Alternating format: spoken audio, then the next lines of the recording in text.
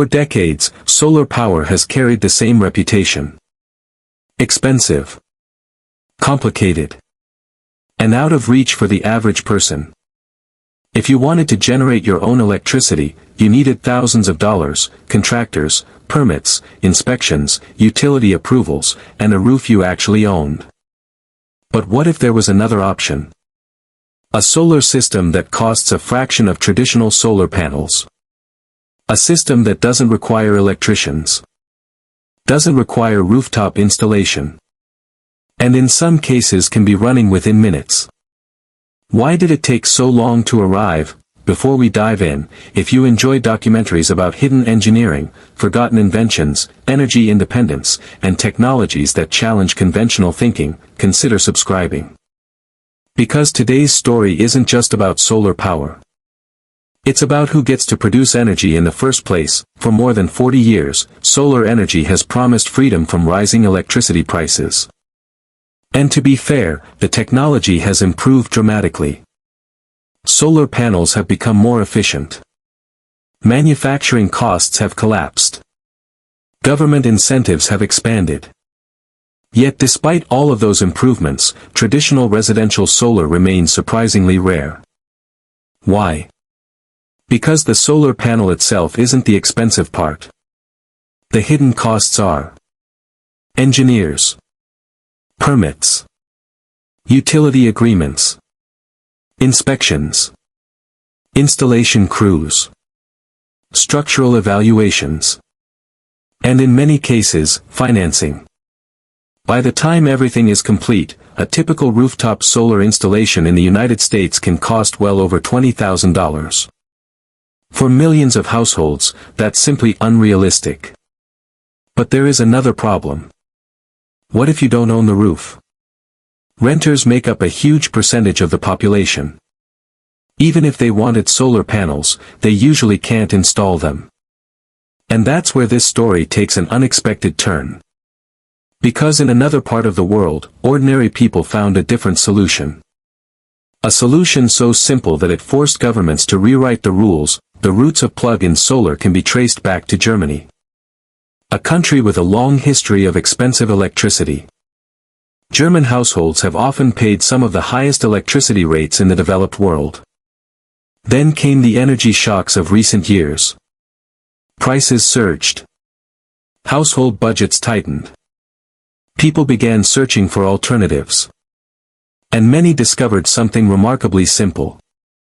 Small solar kits. Not giant rooftop systems. Not industrial installations. Just compact panels designed for ordinary people. Residents mounted them on apartment balconies.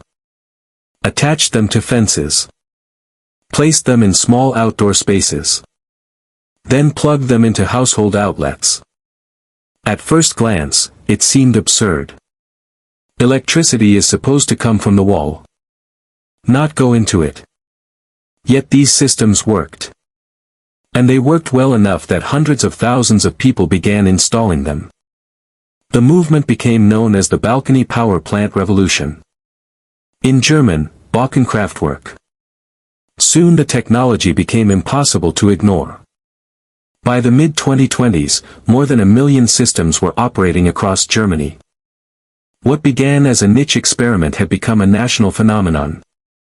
But how was it actually possible? The answer starts with a surprisingly simple principle. Electricity always flows from a higher electrical potential toward a lower one. Think of water. Water naturally flows downhill. Electricity behaves in a similar way. A solar panel generates direct current electricity. That part isn't new. Sunlight strikes silicon cells. Electrons begin moving. Power is created. But household appliances don't use direct current.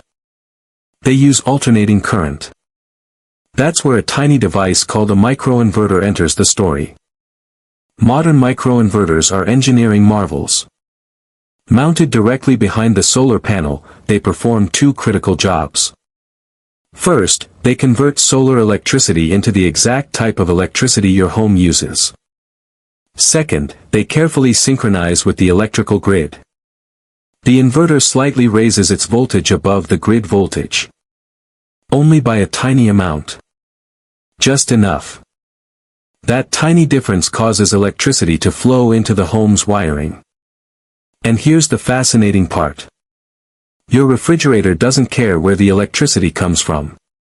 Neither does your Wi-Fi router. Or your television. Or your computer charger. They simply consume the nearest available power source. If solar power is available, they use that first. Only when additional electricity is needed does the home draw energy from the utility company. No batteries. No complicated switching systems. No manual controls. Everything happens automatically. Many homeowners imagine solar as something that powers their entire house. But plug-in solar has a different goal. It targets what engineers call the base load. The energy your home consumes constantly. Even when nobody is there. Your refrigerator cycles on and off. Internet routers remain active.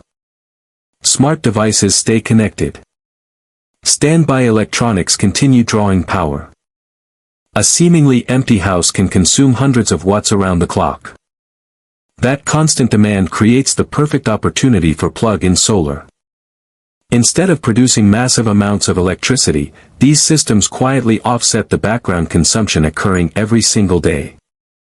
And that changes the economics dramatically. But critics weren't convinced. In fact, for years regulators raised serious concerns. And some of those concerns sounded frightening. One concern involved something called grid islanding. Imagine a storm knocks out power in a neighborhood. Utility crews arrive to repair damaged lines. What happens if solar systems continue feeding electricity into those lines? Could workers be injured?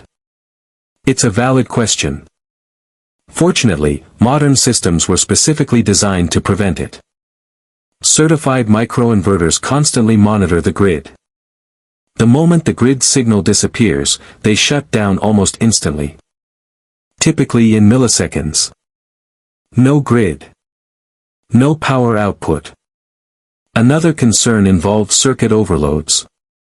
Could a household circuit become overloaded if power arrived from multiple directions? Again, engineers addressed the issue through strict power limits and hardware standards.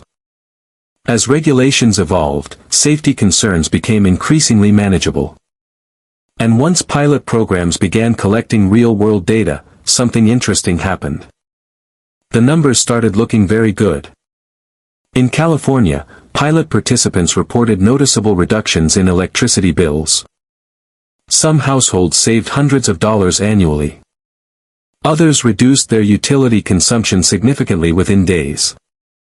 For a technology costing a small fraction of traditional solar, the results attracted attention. Lots of attention. But there was still a bigger question. If the technology worked, why wasn't everyone using it? Because engineering isn't the only challenge. Regulation matters too.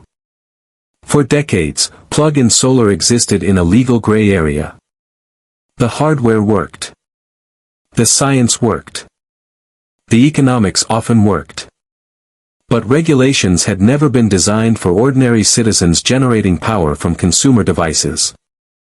Utilities preferred traditional interconnection agreements. Local governments moved cautiously. Many jurisdictions simply said no. Not because the technology was proven unsafe. But because the rules had never anticipated it. And that's where the story becomes less about engineering and more about institutions. Who controls electricity generation? Who benefits when consumers generate their own power? Who decides which technologies become mainstream? These questions became increasingly important as plug-in solar expanded. Then the regulatory landscape began changing. Slowly at first. Then much faster. Recent years have seen a major shift. New safety standards have emerged.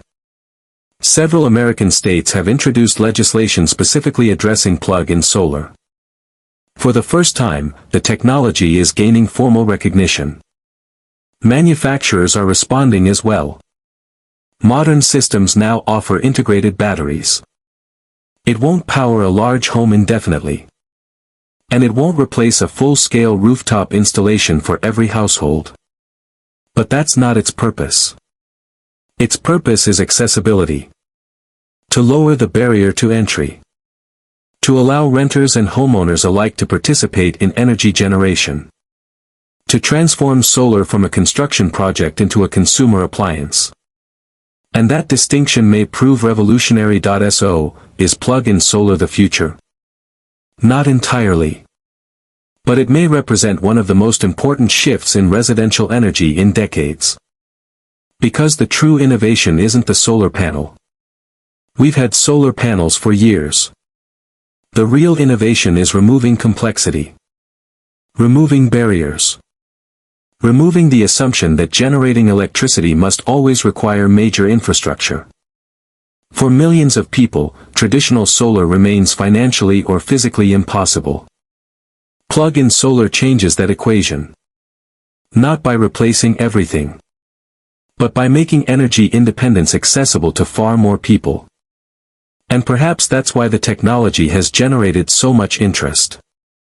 Not because it promises perfection, but because it offers something much more realistic.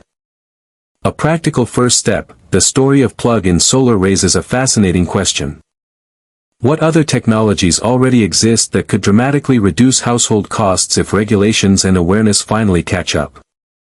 Sometimes the biggest breakthroughs aren't entirely new inventions. Sometimes they're old ideas made practical. And sometimes they're sitting right outside the window on a balcony.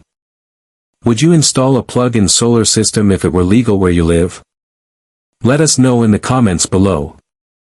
And if you enjoyed this documentary, be sure to like, subscribe, and let us know what hidden technology you'd like us to investigate next.